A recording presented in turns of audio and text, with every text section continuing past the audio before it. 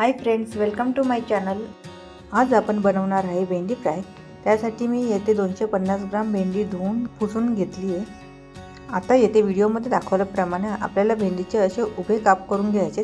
जेवढे बारीक काप केले तेवढी आपली भेंडी क्रिस्पी होईल। येथे मी पावशेर भेंडीचे असे बारीक काप करून घेतलेले आहेत। आपण सगळे भेंडी अशी व्यवस्थित कापून घेऊ।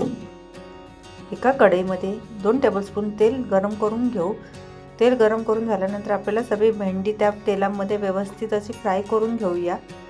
येथे कंटिन्यू आपल्याला 5 मिनिटांसाठी भेंडी व्यवस्थित अशी परतून घ्यायची। सोपी आणि अशी झटपट रेसिपी तुम्ही नक्की ट्राय करा। आता येथे आपण मसाले टाकून घेणार आहे। 1 टीस्पून हळद, 2 टेबलस्पून एवढा तिखट, तुम्ही चवीनुसार तिखट येथे वापरू शकता, आणि चवीनुसार मीठ आणि गरम मसाला। येथे मी जास्त मसाल्यांचा वापर नाही केला, जे घरामध्ये बेसिक मसाले आहेत त्यांचाच वापर केला। इथे आपल्याला गॅस मंद आचेवर ठेवून भेंडी फ्राय करून घ्यायची आहे मसाल्यांमध्ये।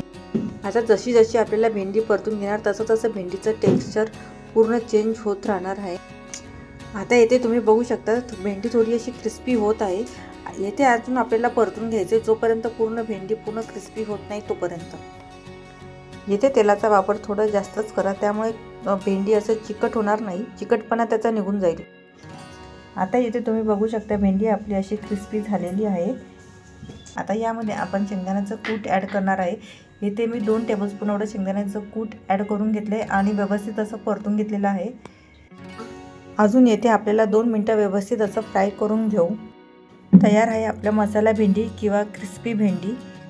तुम्हाला ही रेसिपी आवडली असेल तर चॅनलला सबस्क्राईब आणि व्हिडिओला लाईक नक्की करा। धन्यवाद।